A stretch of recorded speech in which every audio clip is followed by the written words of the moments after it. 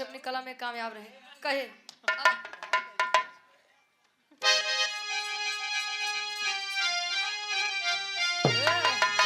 अरे मही गोद में जन्मे, मही का मतलब धरती हमारी भारत भूमि। कहे मही गोद में जन्मे वीर नगीना भारत माता के। अरे मही गोद में जन्मे वीर नगीना भारत माता के। आजादी मांगे ली खून पसीना भारत माता के। आजादी मांगे ली खून पसीना भारत माता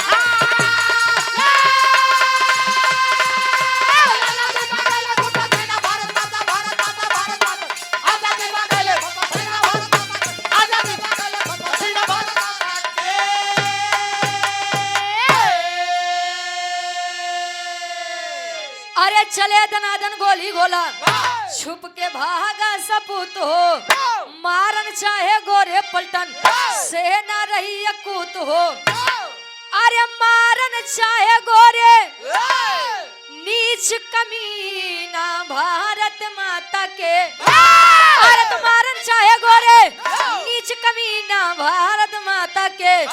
आजादी मांगे ली खून पसीना भारत माता के। आजादी मांगे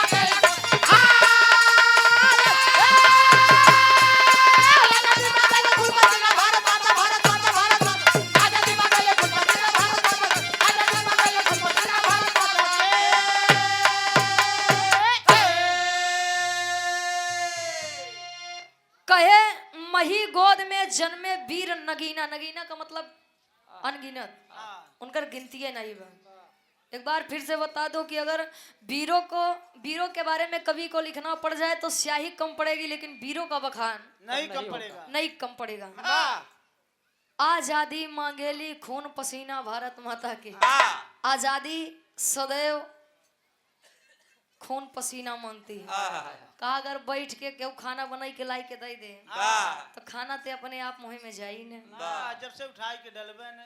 हाँ, ये बरे एक छोटा सा उदाहरण है कि बिना कुछ करे कुछ मिले वाला नहीं बा।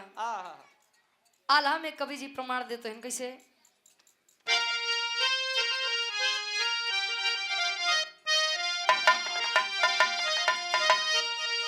अरे त खून में समाइल बाटे आजादी चुनरिया बाबू।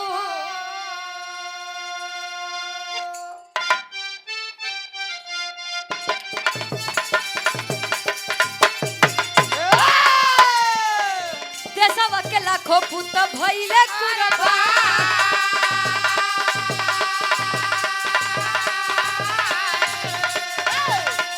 भागे है नागेश्वर दुबे सरिता बहिनिया।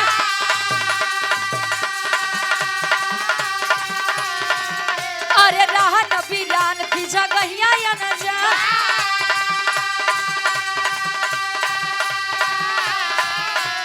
देखे है जल से भरी भारी समानमा।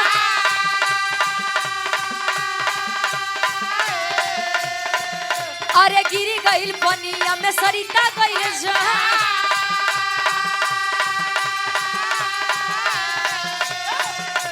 घेरी के नागेश्वर दुबे पकड़े बदनिया।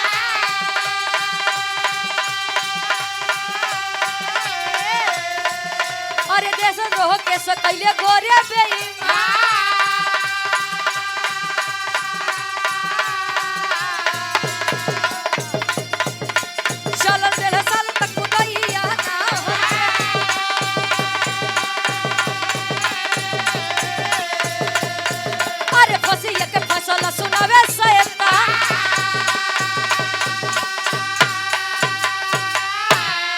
अरे तो इनकलाब नारा बोलले नागेश्वर जवनमा।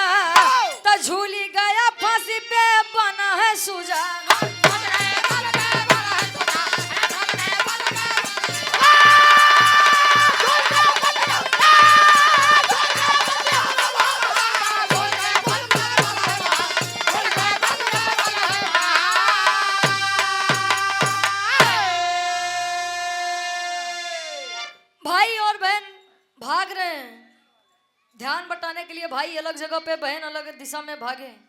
कुछ भाई के पीछे, कुछ बहन के पीछे। लेकिन का थे अगर रास्ता अनजान रहा है, जगह अनजान रहा है, तो लोग डगमगाते है। सरिता जिस रास्ते में भाग रही थी उसी रास्ते में एक भारी जलाशय यानी तालाब था। अपने आप को बैलेंस न कर पाने के कारण उसी में गिर करके उसकी जान चली गई। और जब भाई अपने बहन के खोज में वहां पर आया, पकड़ के अंग्रेज शासन लेकर गया। 1.5 साल तक देशद्रोह का मुकदमा करवाया और 1.5 साल के बाद आखिर में फांसी के फंदे पर लटका दिया। एक बात ध्यान दे लीजिए, ध्यान नहीं ध्यान। कोई भी काम बिना संघर्ष के नहीं मिलता। कोई भी चीज हो, शहीदी जगह थी, शहीदी स्थल था। गार्जियन जी का आदेश था कि एक लड़ाई के पहले के गीत हो जाए के चाहिए। आप लोग जाना था कि आजादी ले में कितना दिक्कत भवा, कितना वीर शहीद हुआ है। प्रत्यक्ष प्रमाण है आप सबके सामने पर। हम लोग सुने तो कुछ जने हुई हैं जो जानत हुई हैं, देखे हुए हैं, साथ में प्रमाण भी देखे होंगे कि पहले के समय का रहन और आज के समय का बा।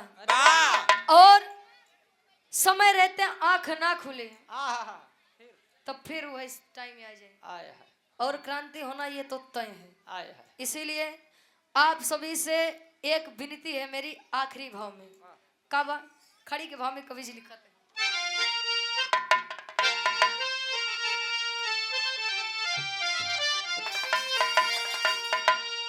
अरे झूले के तना हीरा फांसी के झूलना, अरे तो झूले के तना हीरा फांसी के झूलना, पहिनी हिंद के धरती आया आजादी गहरा।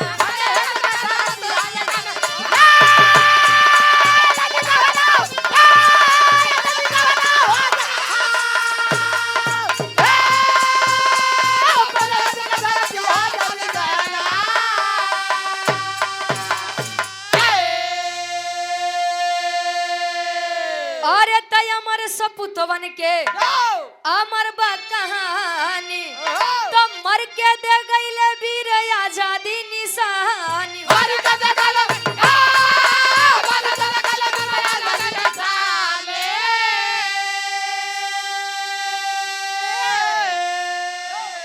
अरे आजादी दुल्हन को खूब सजा के रखना, आजादी दुल्हन को खूब अब सजा के रखना, पहिनी हिंद के धरती आजादी गहना।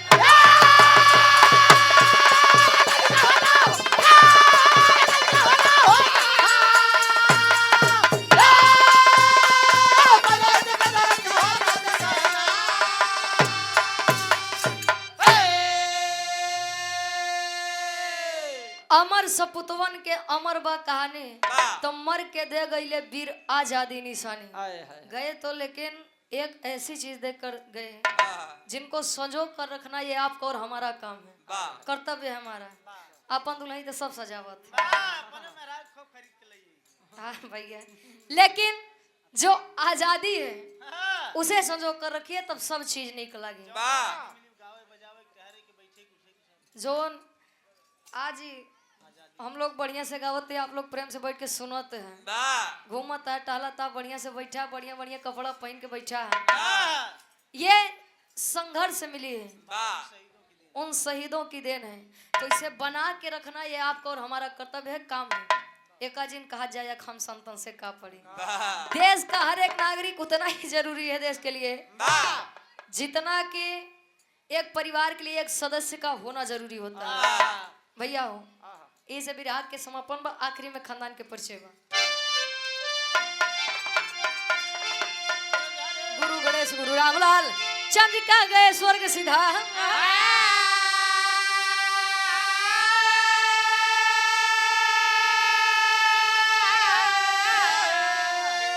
तो कथन करे कवि राधे श्याम सुरेंद्र रामधा।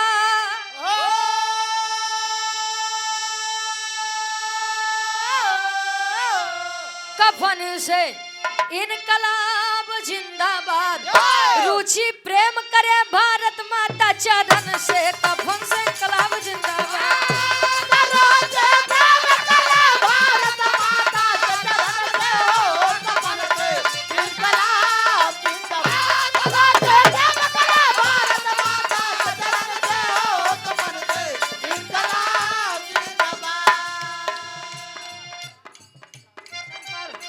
और आप चंद्रपाल यादव जी काला से आप गार्जियन जी के द्वारा डंडवा बाजार से चंद्रपाल यादव जी आपके द्वारा इस भाव को समझते हुए 101 रुपए का महान आशीर्वाद कहे।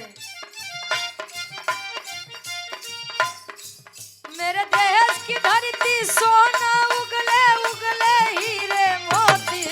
मेरे देश की धरती मेरे देश की धरती सोना उगले उगले हीरे मोती। मेरे देश की धरती मेरे देश की धरती सोना उगले उगले हीरे मोती। मेरे देश की धरती। लेकिन मेरे देश की लड़की पहन के वर्दी भइल पुलिस में भर्ती। मेरे देश की लड़की मेरे देश की लड़के पहन के वर्दी होए पुलिस में भर्ती। मेरे देश की लड़के मेरे देश की लड़के मेरे देश की लड़के।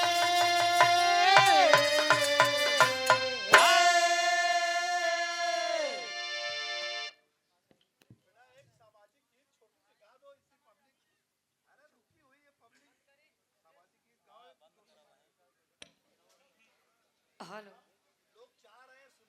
समाजवादी की